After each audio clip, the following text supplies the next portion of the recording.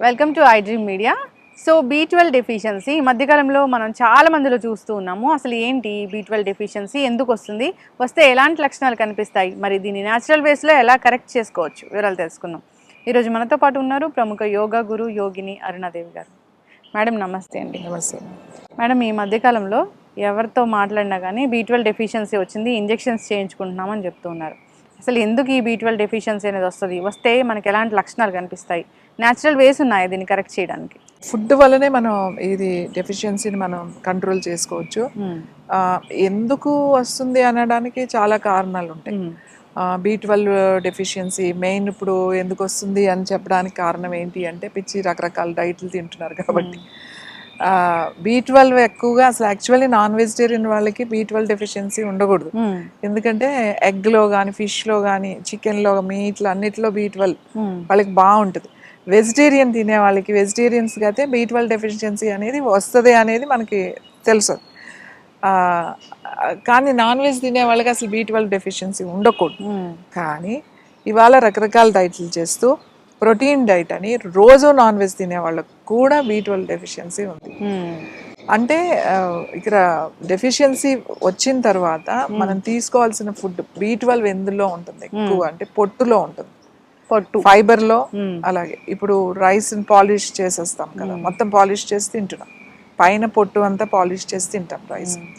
B12 చాలా తొందరగా రావాలి అని అంటే ఆ పైన పొట్టు ఉంది కదా, మనం మిల్లుకి వెళ్తే రైస్ మిల్లుకి వెళ్తే రెండు ఇస్తారు.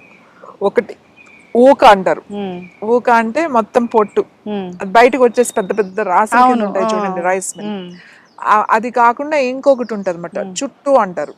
చుట్టూ అంటే ఏంటంటే కొంచెం బరకగా ఉంటుంది అన్నమాట, అది ఇప్పుడు మన గేదెలకి వాటికి పెడతారు. ఇంకోటి ఏంటిది, ఇంకోటి సన్నగా ఫైన్ పౌడర్ వస్తుంది, అదేంటి తౌడు అంటారు. తౌడు కూడా ఆవులకి మామూలుగా గేదెలకి అన్నిటికీ పెడతారు. తౌడు కూడా కమ్మగా ఉంటుంది. ఫ్రెష్ తౌడు, మనకు ఫ్రెష్ తౌడు కనుక తెచ్చుకుంటే మనం మినపసున్నుండల్లాగానే అవి చక్కగా నెయ్యి వేసుకుని చుట్టుకుంటే చాలా టేస్ట్గా ఉంటాయి. కాకపోతే అది ఎక్కువ రోజులు ఉండదు, తొందరగా పాడైపోతుంది, నిల్వ ఉండదు, ఫ్రిడ్జ్లో పెట్టుకోవాలన్నమాట. ఆ తౌడు అనే దాంట్లో B12 చాలా ఎక్కువగా ఉంటుంది. ఆ తౌడు కనుక మనకి రైస్ తెచ్చుకుని ఫ్రిడ్జ్లో పెట్టేస్తే, అంటే ఎక్కువ కాదు, సపోజ్ 1 kg తెచ్చి పెట్టుకున్నారనుకోండి, అది రోజు రాత్రి పడుకునేటప్పుడు 1 గ్లాస్ నీళ్ళల్లో 1 స్పూన్, పెద్ద స్పూన్, చిన్న స్పూన్ అయితే 2 స్పూన్లు, పెద్దదైతే 1 స్పూన్ వేసి బాగా కలిపేసి మూత పెట్టేసి అలా పెట్టేసారు. మార్నింగ్కి అదంతా బాగా వాటర్లోకి అబ్జర్వ్ అవుతుంది. తర్వాత వడపోసేసారు, ఆ వడపోసేసి అలానే తాగొచ్చు. ఒకవేళ మా వల్ల కాదు, అలా తాగలేకపోతున్నాము అని అంటే కొంచెం ఏదైనా లెమన్, కొంచెం ఏదైనా హనీ లాంటిది కొద్దిగా, ఎక్కువ మోతాదులో కాదు, కొంచెం కలుపుకొని తాగలేకపోతే కొంచెం కలుపుకొని తాగొచ్చు. లేదా పౌడర్ అనేది లోపలికి వెళ్ళదు, పౌడర్ మనం ఫిల్టర్ చేసి ఆ వాటర్ ఒకటే, ఇదంతా కూడా ఆ తౌడులో ఉన్నదంతా విటమిన్ అంతా కూడా మనకి వాటర్ లోకి వచ్చేస్తుంది. అది వడపోసేసి తీసేయడమే ఆ పొట్టి వాటర్ లోనే కొంచెం నిమ్మకాయ, కొంచెం తేనె, లేదు అంటే వట్టి వాటర్ తాగేసేయండి పొద్దున్నే మార్నింగ్. ఇలా మీరు కొన్ని రోజులు కనుక చేశారు అంటే 40 రోజులు చేసి ఆపేసేయండి, మరి ఎప్పుడు చేయక్కర్లేదు. మీకు కావలసినంత B12 వస్తుంది. అంటే నేను వెజిటేరియన్ వైపు చెప్తున్నా. తర్వాత ఏంటంటే బాగా B12 ఉండేది జున్ను ఇష్టమైన వాళ్ళు చక్కగా కనుక దొరికితే, జున్ను అంటే ఇప్పుడు దొరికే ఆర్టిఫిషియల్ పౌడర్లు అయ్యి కాదు, మనకి ఊళ్ళల్లో ఉంటే ఎవరో ఒకళ్ళకి జున్ను వస్తుంది. మనం ఇప్పుడు అలాగే డైరీ ఫార్మ్స్ ఉన్నాయి కదండి, వాళ్ళు చెప్తే వాళ్ళు ఖచ్చితంగా వాళ్ళు మనకి ఆ మిల్క్ ఇస్తారు. దాంట్లో మరీ ఎక్కువ షుగరు అది వేసుకోకుండా ఏదైనా మంచి బెల్లం, కొంచెం తక్కువ బెల్లం కూడా తక్కువ క్వాంటిటీలో వేసుకుని మీరు జున్ను వండుకుని కనుక తింటే మంచి B12 వస్తుంది. కనీసం వారానికి B12 తక్కువ ఉన్న వాళ్ళకి వారానికి 1-2 సార్లు ఉన్న కొంచెం 1 కప్పు జున్నులో బాగా ఉంటుంది B12. తర్వాత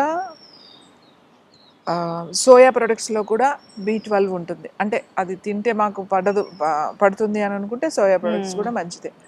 ఇంకొకటి పన్నీర్లో కూడా ఉంటుంది. పాలు తాగే వాళ్ళ మంచి పాలు దొరికితే పాలల్లో కూడా B12 ఉంటుంది. B12 చాలా సింపుల్గానే మనకు దొరుకుతుంది ఫుడ్లో. ఇప్పుడు ఇంతకు ముందు ఆ డెఫిషియన్సీలు లేవు, ఎందుకంటే విలేజ్ అవును, వాతావరణంలో ఈ పెరిగే మధ్య వాళ్ళు. కాలంలో మన డెఫిషియన్సీ మనకి సిటీలో కూడా పాలు పోసేవాళ్ళు డబ్బాలో తీసుకొచ్చి పాలు పోసేవాళ్ళు, ఎప్పుడైనా ఇంత జున్ను పాలు కూడా అమ్మేవాళ్ళు, జున్ను పాలు కూడా తీసుకునేవాళ్ళు, తింటారు. ఇప్పుడు అసలు పిల్లలు జున్ను ఏదో ఫంక్షన్లో పెట్టడం తప్ప ఇప్పుడు ఇంట్లో అంటే అది జున్ను కూడా తినడం. మంచి జున్ను కాదు. ఇప్పుడు అది కూడా ఏదో కలుపుతారు అందులో. ఇప్పుడు మంచి జున్ను అంటే మనకి అట్లా ఆవు కానీ గేదె కానీ ఏదైనా ఈనిన తర్వాత వచ్చే జున్ను చాలా బాగా మంచి B12 ఉంటుంది. సో షుగర్ ఉన్న వాళ్ళు అయితే కొంచెం అది స్వీట్ కూడా వేసుకోకుండా పాలు కలిపి నేను వండుకుని తినొచ్చు. ఓకే, అంటే కొంచెం చప్పగా ఉంటుంది అంతే, దాంట్లో షుగరు బెల్లం కానీ ఏమి వేయకుండా మీరు కొంచెము అది తినొచ్చు. సో ఇది ఇంకా ఏంటి అని అంటే ఖర్జూరము మెత్తగా, ఇప్పుడు ఖర్జూరం సిరప్ అలాంటిది దొరుకుతుంది కదా, ఒకవేళ దాన్ని చేసుకున్న అట్లాంటిది ఏదైనా, అది కూడా మంచిది అయితేనే. అన్నిట్లో కూడా షుగర్ బెల్లం కలిపేస్తారు, అది నిల్వ ఉండడానికి ఎలాగో దాంట్లో కెమికల్స్ కలుపుతారు. సో మీరు అది తినొచ్చు. అది షుగర్ ఉన్న వాళ్ళు కూడా వితౌట్ స్వీట్ అది కొంచెం వేసుకొని తినొచ్చు. సో ఇవన్నీ కూడా మనకి B12 వచ్చే పదార్థాలు. అలాగే ఆకుకూరల్లో కూడా ఉంటుంది B12, ముఖ్యంగా మునగాకులో ఉంటుంది. మునగాకులో చాలా ఉంటాయి. అసలు రోజు మునగాకు పౌడర్ తినమని నేను చెప్తా. మునగాకు పొడి, ఇప్పుడు మనం కారపొడి, కందిపొడి అలా పొడిలు చేసుకుని తింటాం కదా ఇడ్లీలోనో అన్నంలోనో, అలానే మునగాకు పొడి చేసుకోండి. మునగాకు పొడి రోజు ఒక పౌడరు, రోజు ముందు కొన్ని తిన్న దానిలో అన్నంలో కొంచెం అంత ఒక స్పూన్ వేసుకొని కొద్దిగా నెయ్యి వేసుకుని కలుపుకుని తిన్నారనుకోండి, మంచి చాలా చాలా మంచిది. ఐరన్ ఉంటుంది దాంట్లో. అసలు దాంట్లో ఒక 200 రకాలు ఉన్నాయి. మీ జుట్టు ఉడదు, మీ స్కిన్ బాగుంటుంది, మీ కళ్ళు బాగుంటుంది, కళ్ళకి చాలా మంచిది, బోన్స్కి చాలా మంచిది, B12 వస్తుంది, విటమిన్ E వస్తుంది, K వస్తుంది, A వస్తుంది, అన్నీ వస్తాయి అందులో.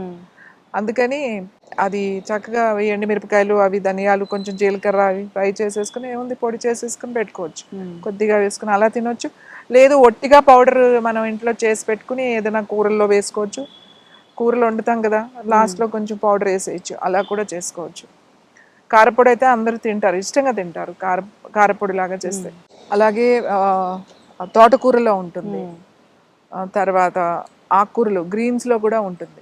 ముఖ్యంగా ఎక్కువ నాన్ వెజ్ తినే వాళ్ళకి B12 డెఫిషియన్సీ ఉండకూడదు.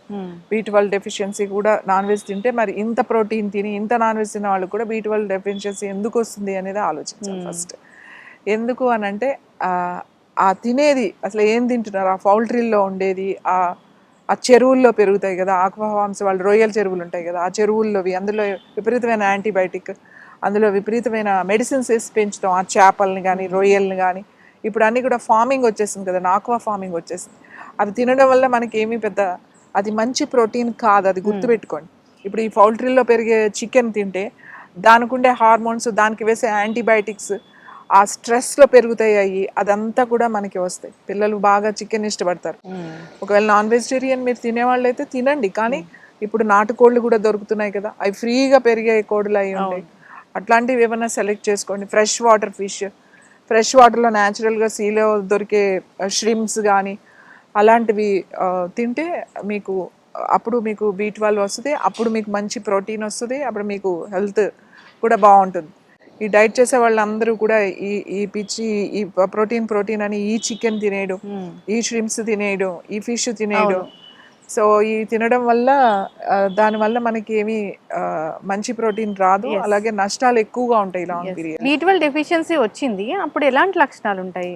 B12 డెఫిషియన్సీ లక్షణాలు ఏంటి అంటే నీరసంగా ఉండడం, జుట్టు కూడా ఊడిపోవడం, తర్వాత నొప్పులు ఉంటాం బాగా, ముఖ్యంగా ఈ అరికాళ్ళల్లోనూ, ఈ కాఫ్ మజిల్స్ లోను, ఈ చేతి వేళ్ళల్లోనూ ఇట్లా అంటున్నప్పుడు కొంచెం నొప్పులు తెలుస్తూ ఉంటాయి, బాగా నొప్పులు, వీక్నెస్, నీరసంగా కూడా ఉంటుంది, హెయిర్ అది పోతూ ఉంటుంది. తర్వాత డ్రైనెస్ కూడా ఉంటుంది, డ్రై అవుతుంది స్కిన్, కళ్ళు అన్నీ కూడా డ్రైగా అనిపిస్తుంది అన్నమాట.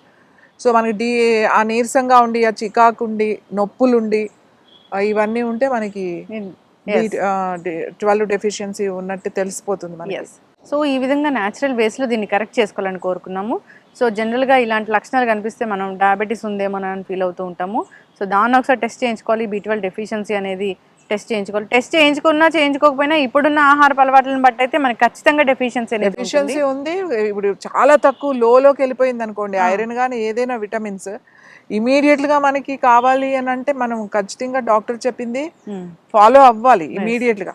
ఇప్పుడు మనం ఇది తినాలి, ఫుడ్ తినాలి, లాంగ్ పీరియడ్ లో మనం ఈ మెడిసిన్స్ వేసుకోలేం కాబట్టి సపోజ్ B12 తక్కువైంది, చాలా తక్కువగా ఉంది అని అన్నప్పుడు ఇమీడియట్ గా వాళ్ళు ఇంజెక్షన్స్ ఇస్తారు B12.